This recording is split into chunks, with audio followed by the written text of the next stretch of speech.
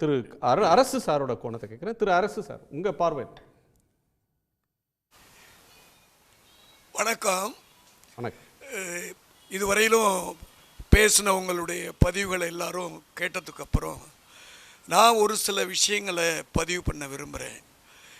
இந்தியாவினுடைய பார்டர், பாகிஸ்தான் கூட இருக்கிற நமது பார்டர் மேல் பகுதியில் ஐஸ் நிறைந்த இடம், மலைப்பகுதியான இடம், அதுக்கப்புறம் சமதளமான இடம், அதுக்கப்புறம் பாலைவனமான இடம், மறுபடி கடல் பகுதி இடம்.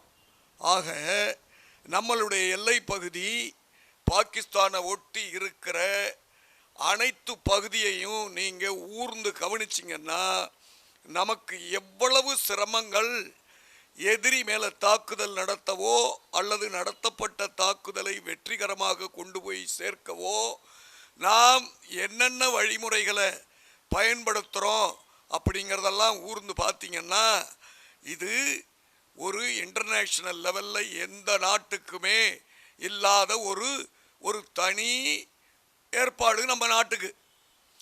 இன்னும் சொல்ல போனாக்க பாகிஸ்தான் தீவிரவாதிகளை உள்ள அனுப்பி மட்டுமே நம்மள்கிட்ட வெற்றி காண முடியும், வெற்றின்னா ஒரு பீதியை ஏற்படுத்த முடியும், மக்கள் மத்தியில் பெரிய ஒரு அசாதாரண சூழ்நிலையை ஏற்படுத்த முடியுங்கிறத உறுதியாக நம்புகிற நாடு, தீவிரவாதிகளை ஊக்கப்படுத்துகிற நாடு.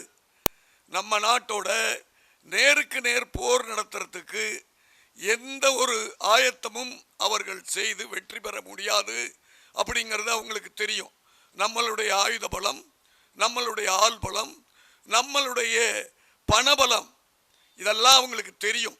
அப்படி இருந்தும் தீவிரவாதிகளை சும்மா 1988 இப்போ 25 வரையிலும் இத்தனை தீவிரவாத தாக்குதல்கள் நடத்தியும் இந்தியா பொறுத்துக்கிட்டு இருந்ததை நம்மளுடைய ஒரு வீக்னஸ்ன்னு நினச்சி, நம்மளுடைய ஒரு பயந்த சுபாவம்னு அவங்க நினச்சி இதை செஞ்சாங்க. உள் அரசியல் என்ன இருக்குது, பாகிஸ்தான் என்ன உள்நோக்கத்தோடு இருக்காங்கங்கிறத அப்புறம் பேசுவோம்.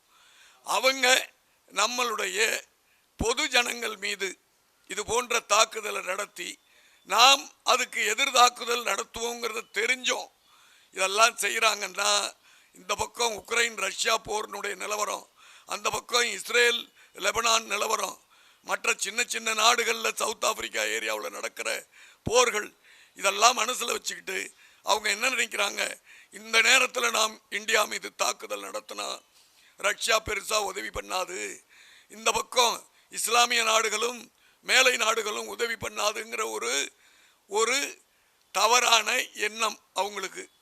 என்னை பொறுத்த மட்டும் இந்த போர்ங்கிற ஒரு உருவம் உருவாமல் இருக்கணும்னா, ஏற்படாமல் இருக்கணும்னா அதுக்கு பாகிஸ்தான் தான் பொறுப்பு, இந்தியா பொறுப்பு கிடையாது. இதை ஆரம்பித்தவங்க அவங்களே அதை முடிச்சுக்கணும். இல்லைன்னா அழிவு எதிர்பார்க்காத அளவுக்கு, நாமெல்லாம் சிந்திக்காத அளவுக்கு, நம்மளோட சிந்தனை சக்திக்கு அப்பாற்பட்ட அளவுக்கு அழிவுகள் இருக்குங்கிறது உலக நாடுகளுக்கு தெரியும். அதனால தான் அடிக்கடி சொல்கிறாங்க உலக நாடுகள் கொஞ்சம் அமைதியாக இருங்க, பொறுமையாக இருங்க, இது உடனடியாக போருக்கு போயிடாதீங்கன்னு. இது அந்த மாதிரி ஒரு சூழ்நிலை உருவாக வேண்டான்னா பாகிஸ்தான் நாட்டில் இருக்கிற தலைவர்கள், அங்கே இருக்கிற அரசியல்வாதிகள், அங்கே இருக்கிற பாதுகாப்பு அமைச்சகத்தில் உள்ளவங்க அவங்க முயற்சி பண்ணி இதை நிறுத்திக்கணும். இந்தியாவை பொறுத்தவரையிலும் நாம் அவர்களை எப்போவுமே பலம் இல்லாதவர்கள்னு நினைச்சதே கிடையாது. எதிரியே வீக்காக எப்பொழுதும் இந்தியா நினைச்சதே கிடையாது. நாம் அமைதியை விரும்பினாலும் நம் மீது தாக்குதல் நடத்தினா அதுக்கு பதில் தாக்குதல் நடத்தி நம்ம பாதுகாத்துக்கிறதும், நம்ம மக்களை பாதுகாக்கிறதும், நம்மளுடைய பொருட்களையும் மற்ற நாட்டினுடைய உடைமைகளை பாதுகாக்கிறதும் நம்ம நாட்டினுடைய கடமைங்கிறத நம்ம நாட்டில் இருக்கிற பாதுகாப்பு அமைச்சகமும் பொதுமக்களுக்கும் நல்லபடியாக தெரியும். இன்னொரு விஷயம், பாகிஸ்தானுக்கும் இந்தியாவுக்கும் இருக்கிற ஒரு பெரிய வித்தியாசம், இந்தியாவில் இது போல ஒரு போர்னு சொன்னால் அனைத்து மதத்தவரும்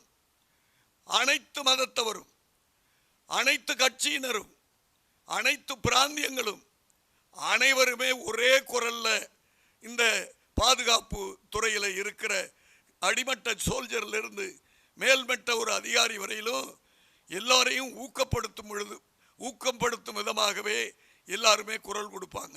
இதை பாகிஸ்தான் புரிஞ்சுக்கணும், உலகத்துக்கு தெரியும். சைனா அவங்களுக்கு சப்போர்ட் பண்ணுவாங்கன்னு நினைக்கிறாங்க. என்ன விதத்தில் சப்போர்ட் பண்ணுவாங்கன்னு நமக்கும் தெரியும், உலகத்துக்கும் தெரியும். தயவு செய்து இந்த ஊடகத்தில் என் கூட மற்றவங்க இந்த பங்கெடுத்திருக்கிற நண்பர்கள்ட்ட நான் வேண்டி விரும்பி கேட்டுக்கிறது, நாம் ஒரு புது பிரச்சனையை எதுவும் பேச வேண்டாம், நமது யூகத்தில் எதுவும் பேச வேண்டாம். ஊடகங்கள் என்ன சொல்லுதுங்கிறது நமக்கு ஒரு விழிப்புணர்வை ஏற்படுத்துறது மாதிரி பயன்படுத்திக்கிட்டு நாம் எல்லோருமே, குறிப்பாக அந்த இராணுவ அதிகாரிகள் என்ன போல வந்திருக்கிறவங்க, அப்டேட் இன்ஃபர்மேஷனில் நாங்கள் இருந்துக்கிட்டே இருக்கோம். நாங்கள் ரிட்டையர் ஆனாலும் தொடர்ந்து தொடர்பில் இருக்கோம். காரணம் எங்களுடைய கடமை. அந்த கடமையை உணர்ந்து உணர்வுகளோடு இருக்கோம். நாங்கள் இராணுவ அதிகாரிகளோ ரிட்டையர் ஆன அதிகாரிகளோ பொய் சொல்லலை. ஊடகம் பொய் சொல்கிறத பற்றி நம்ம பெருசாக கவலைப்பட வேண்டியதில்லை. அவங்கள கேட்டால் அவங்களுக்கு கிடைச்ச தகவலை சொன்னேம்பாங்க. உண்மை என்னங்கிறது நம்மளுக்கு தெரியும்.